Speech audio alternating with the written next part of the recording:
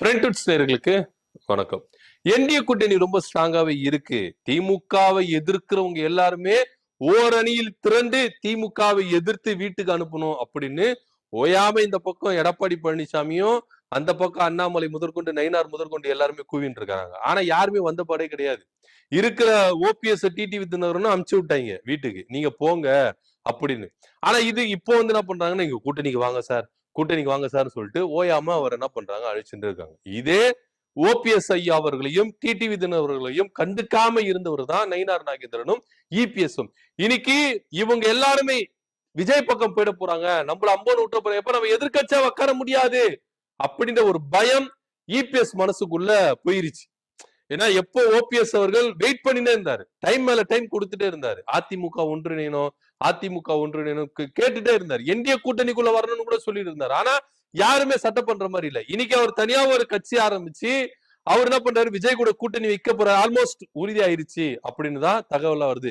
செங்கோட்டையன் அவர்களும் உறுதிப்பட தகவல் கொடுக்கிறார். டிடிவி தினகரன் சொல்லும் போது கரெக்டா ஒரு உறுதிப்பட தகவல் தான் கொடுக்கிறாரு. ஆல்மோஸ்ட் இங்க கூட்டணி உருவாயிடுச்சு. மூன்றாவது ஒரு அணி, விஜய் தலைமையில மூன்றாவது ஒரு அணி உருவாக போகுது. அதுல எந்தவித மாற்று கருத்து இல்ல. டிடிவி தினகரன், ஓபிஎஸ், இன்னும் பலர் அங்க போய் சேர போறாங்க அப்படின்னு தான் சொல்லப்படுது. இப்போ ஓபிஎஸ் அவர்களுக்கு பயம் வந்துருச்சு. கூட்டணிக்குள்ள வாங்கினே, கூட்டணிக்குள்ள வாங்கினே, கூட்டணிக்குள்ள வாங்கினேன்னு ஓயாம கூப்பிட்டு இருந்தாரு. ஆனா ஓபிஎஸ் ஐயா வரவே இல்லை. அடுத்தபடியா நயினார் நாகேந்திரன் நீங்க எடுத்துட்டீங்கன்னா, இதே ஓபிஎஸ் அவர்கள் நம்ம பிரதமர் வந்தார் பாத்தீங்களா, அப்போ டைம் கேட்டிருக்காரு. அப்போ அதெல்லாம் வந்து நயினார் நாகேந்திரன் தான் இதெல்லாம் வந்து தடை பண்ணாரு, எல்லா மெசேஜோட ஆதாரத்தோட காமிச்சார். நயினார் நாகேந்திரன் தாங்க காரணம், நாங்க கூட்டணியில இருந்து வெளியே வரதுக்கு நயினார் நாகேந்திரன் தான் காரணம் அப்படின்னு சொல்லிட்டு அவர் சொல்லிட்டே இருந்தாரு. ஏன்னா மோடி அவர்களுக்கு லெட்டர் அனுப்புது எல்லாமே ஒரு ஃபார்மட்டா என்ன பண்ணிருக்க, ஃபார்மலா தான் போயிருக்கிறார். மாநில தலைவர் மூலியமா தான் போயிட்டு பண்ணாரு. ஆனா இந்த விஷயம் வந்து அவருக்கு எடுத்துட்டு போல அப்படின்னு சொல்லப்படுது. அதற்கான ஆதாரம் எல்லாம் கொடுத்தாங்க.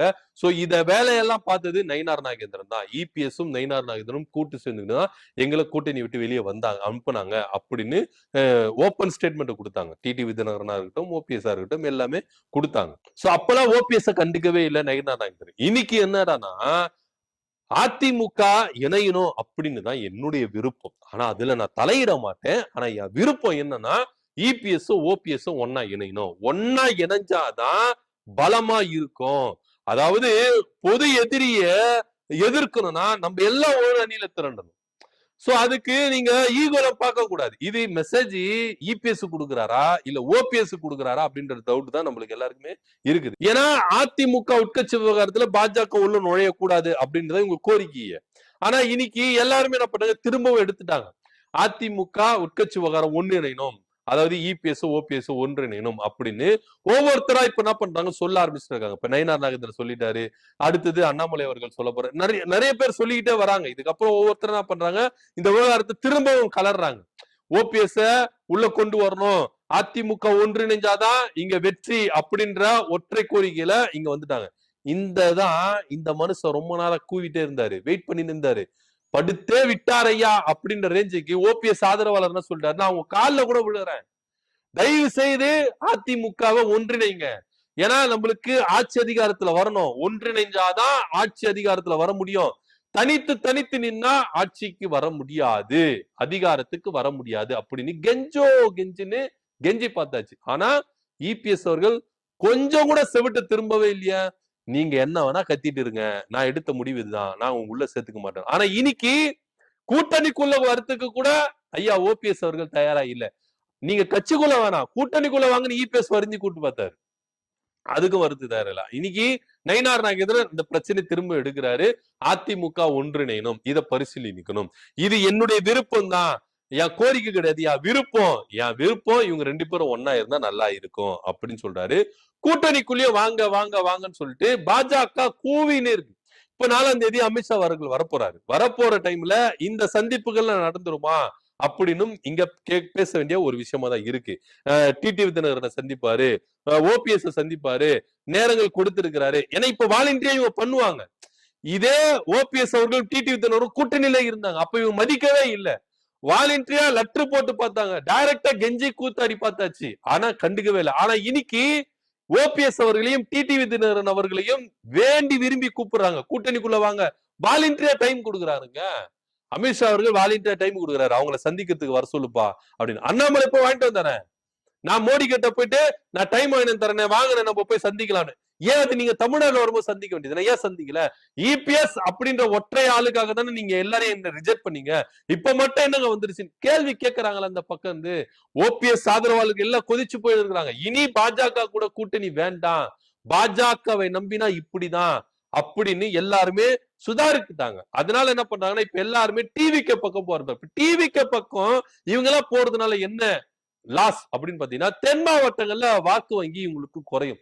பாஜகவா இருக்கட்டும் அதிமுகவா இருக்கட்டும் தென் மாவட்டங்கள்ல வாக்குகள் குறையும்.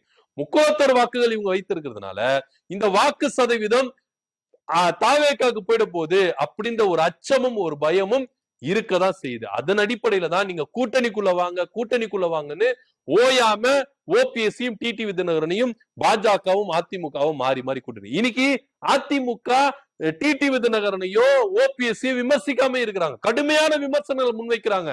அதிமுக மேல எடப்பாடி பழனிசாமி மேல இதே டிடிவியும் ஓபிஎஸ் அவர்களும் கடுமையான விமர்சனங்கள் வைக்கிறாங்க. ஆனா இருந்தாலும் இவங்க விமர்சிக்க மாட்டாங்க. ஆர்பி உதயகுமாரா இருக்கட்டும் ஜெயக்குமாரா இருக்கட்டும் யாருமே கடுமையான விமர்சனங்களை முன்வைக்கவே மாட்டேங்கிறாங்க.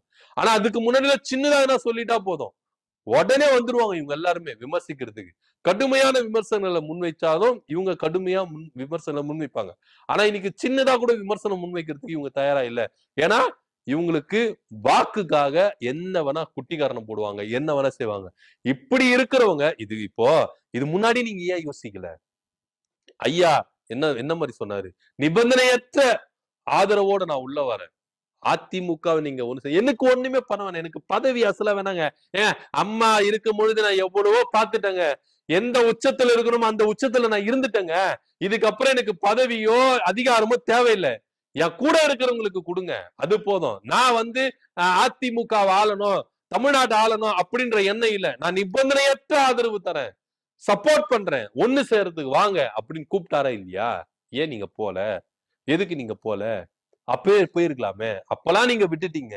இப்ப உங்களுக்கு தேர்தல் ஆதாயத்துக்காக வாக்கு வங்கிக்காக இன்னைக்கு நீங்க என்ன பண்றீங்க, அவரை கூட்டணிக்குள்ள வாங்க. அதுவும் இவங்களுக்கு என்னன்னா இவர் தனித்து நின்னா பிரச்சனை கிடையாது, திமுக பக்கம் போனா பிரச்சனை கிடையாது, டிவிகே பக்கம் போறாருல அதுதான் பிரச்சனை. டிவிகே பக்கம் போயிட்டு எதிர்கட்சி அந்தஸ்து போயிருச்சுன்னா அந்த ஒரு பயம்தான் எடப்பாடி பழனிசாமிக்கும் பாஜகவுக்கும் அப்படின்றதுதான் இங்க கள நிலவரமா இருக்கு. ஏன்னா இப்போ போட்டிய 2வது இடத்துக்கு தான், இந்த தேர்தல்ல போட்டிய 2வது இடத்துக்கு தான். ஃபர்ஸ்ட் இடம் அவங்க மெஜாரிட்டியில அவங்க வின் பண்ண போறாங்க, திமுக கூட்டணி வின் பண்ணி ஆட்சி அமைச்சிட போறாங்க. எதிர்கட்சி வரிசையில யார் உட்கார போறா அதுக்குதான் இப்போ கடுமையான போட்டி நிலவுது. சைலண்டான நீங்க உண்மையிலேயே சைலண்டான போட்டி யாருக்குன்னா 2வது இடத்துக்கு தான்.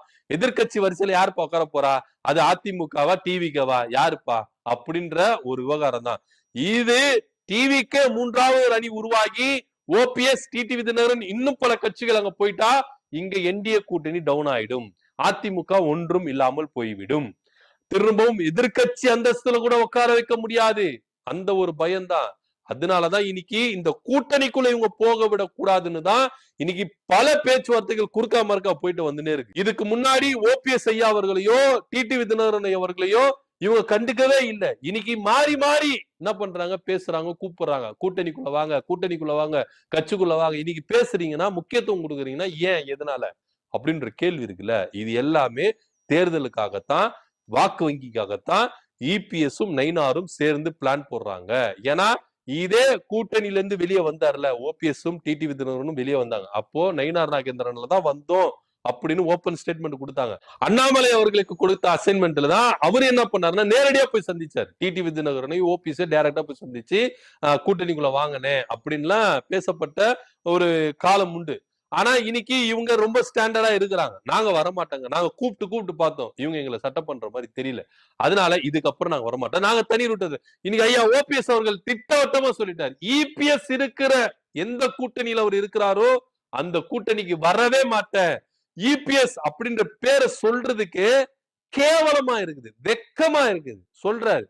அதிமுகவை இன்னைக்கு அதல பாதாளத்துல கொண்டு போய் விட்டுட்டாரு. எம்ஜிஆர் அவர்களால் துவங்கப்பட்ட கட்சி, ஜெயலலிதா அவர்களால் கட்டமைக்கப்பட்ட கட்சி இன்னைக்கு அதல பாதாளத்துக்குள்ள போயிருச்சு. இதுக்கெல்லாம் யாரு காரணம்? இபிஎஸ் தான் காரணம். அவர் பேர் சொல்றது கூட கேவலமா இருக்கு.